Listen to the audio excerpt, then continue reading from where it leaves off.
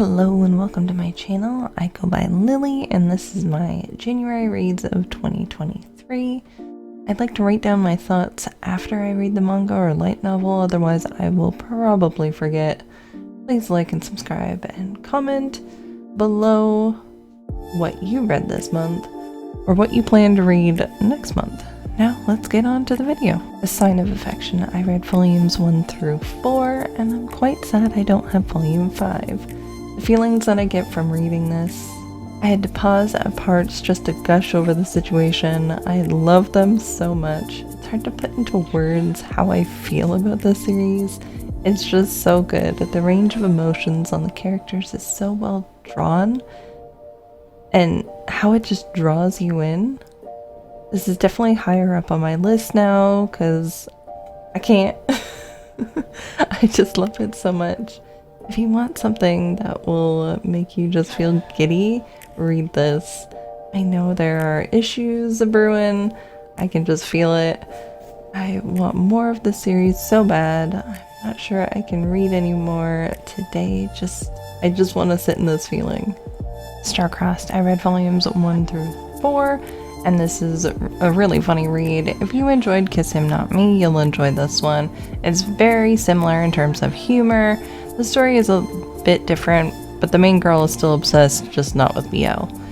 If you're looking for romance, this is probably not the best one for it. There is definitely elements, but it felt really rushed. And to me, as a reader, felt like the ending kinda came from left field. Like, if there had been like one more volume, it could have wrapped up a bit better. I still enjoyed it. I think you definitely need to read Kiss Him Not Me first. There's an extra in these for Kiss Him Not Me. I thought that was really cool. Wish I would have known before, but when I reread Kiss Him Not Me in the future, I will read them back to back. Would I say it's a must read? No. I did enjoy it and am glad I have it in my collection and will end up rereading it at some point, but I wouldn't pay full price for these volumes. Imakoi. I only got to read the first chapter of Imakoi. I found it on Amazon. There's a Viz manga sampler for 2022. I enjoyed the first chapter. I would really like to read more. It kind of gave me Honey So Sweet vibes, just a little bit. It seems really cute from what I read. Okay, not the situation that it started with, but I think it's going to be a cute romance.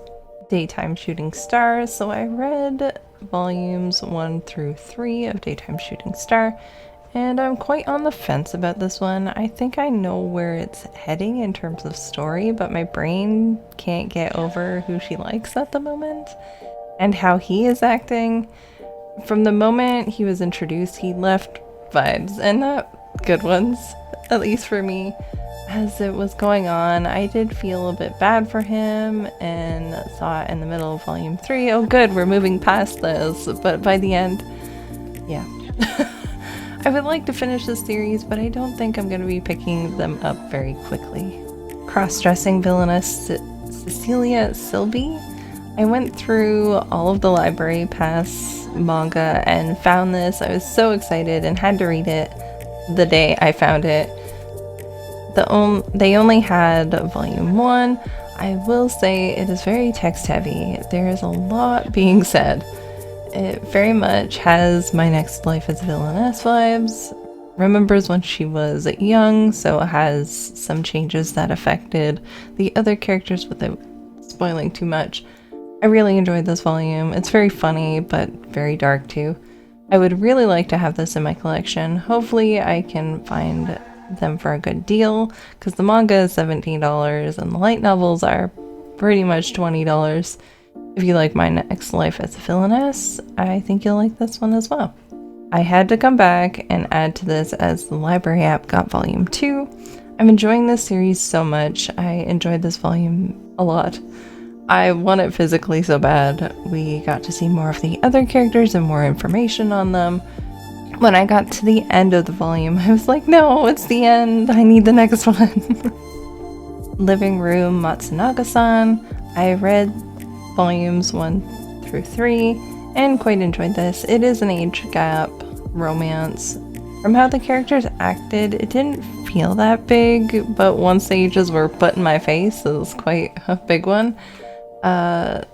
This is a work of fiction, so I just look past the age in this sense. There is one character I think the story could just do without. I think his character is supposed to create tension between the lead characters, but he comes off really creepy. Besides the above, I did enjoy it. Most of the cast of characters are enjoyable and very different from each other.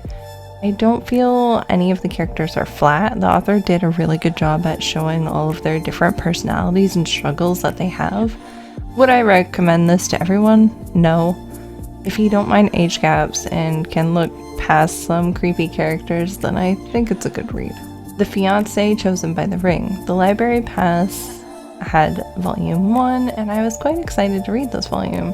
I really liked the premise. I'm not going to lie, and I didn't like it as much as I thought I would. I enjoyed it, but it wasn't a wow that I want to keep going like some of the others I've read recently. It was okay. I wouldn't put this in my collection. If the Library Pass gives more volumes, I'll read them. But if they don't, I probably won't finish this. The Male Lead's Girlfriend. This is currently free on Tappytoon. It's an isekai villainous story, has 63 chapters. I really enjoyed this series. It's very cute and does have a bit of drama in it. I think the pacing for the story is really nice. The villainess in the original story dies and the main girl is just trying to avoid that ending. If you like My Next Life as a Villainess, you will probably like this one. It's very similar. There's a bit more romance to it though, at least from what I've gathered from the anime of My Next Life, as I haven't read the manga yet. This one doesn't have a full-on reverse harem, it's just love triangles that are sprinkled about in the story.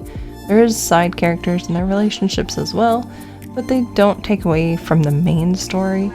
I really enjoyed the whole cast of characters. If you're looking for a cute read and don't mind isekai or villainess stories, then definitely check this one out. The King's Beast.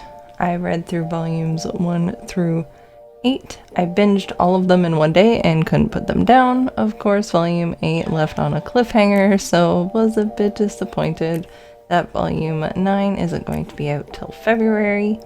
I really enjoyed it since I couldn't put it down. It does have some slow moments, but I don't really mind them too much. The art is just so beautiful. In the end of volume 1, there is an extra chapter for The Water Dragon's Bride, which made me a bit sad because I don't have all the volumes and really want to read it. So I'll have to go back and reread once I have all the volumes of The Water Dragon's Bride. I'm trying not to say too much because I don't want to spoil anything, so I'm not going to say character names. I'd probably butcher them anyway. I started to doubt if this was shoujo for a moment in volume 6 because it got a bit spicy. Didn't like that spicy. No thank you. My brain just went, what? Please make it stop.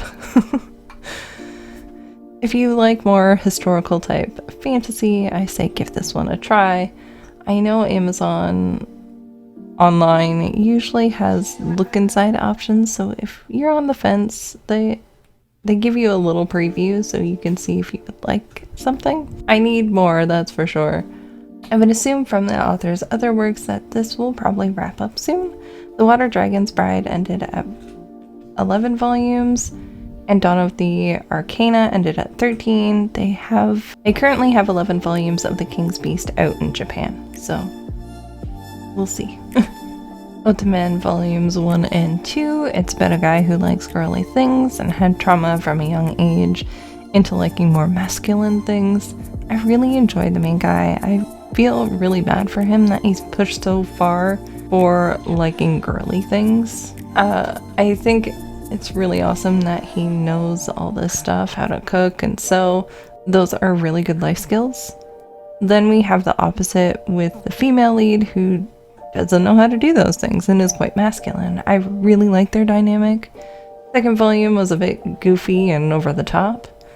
I want to see where the story goes. It didn't wow me, but I would like to either see if the library has the rest of the volumes, or I'll slowly pick them up. Hopefully used so I can get them for a decent price. Don't Be Cruel. I binged through volumes 1 through 9, plus some extra volumes. Oh my gosh, the drama in these volumes, I wasn't expecting. It follows along with the characters through high school into college. Now, I will just say there are some problematic things. Their relationship doesn't start out right. Maya blackmails the other character after he caught him cheating on a test and forces him to do things. These volumes have a lot of ups and downs. I'm not 100% on Maya. I think he can be very sweet at times, but he can be so dumb. Yet he sits there and it says the main male is dumb and oblivious to things. I should have looked up where plus fits as I read through to 9 and then read it, and it takes place around volumes 1 through 3. They're just some little side stories. I would definitely like to see where this goes. I don't think I'd be in a big rush to read the newer volumes, as the last few volumes left on cliffhangers, which volume 9 wrapped up some things, although I'm still very upset with the situation. Volume 6 was my favorite volume. It was nice, and things seemed so great that then I kind of regretted going any further. I wouldn't recommend this to everyone. There is a bunch of problematic characters. Look up the tags and read maybe a preview or something before picking this up. Three Wolves Mountain. This is a one-shot. It's about brother werewolves and a gravekeeper. I didn't feel a whole lot from this one. I think the story could have been better had there been an extra volume to give it better pacing. Everything felt really rushed and confusing. It was also very text heavy, which with some series I don't mind it. It just didn't work for this one. I didn't really enjoy this volume very much. I am gonna hold on to this and reread it at a later date and then decide its fate. I Want to Be a Wall Volume 2, the library app got it and I was waiting for it.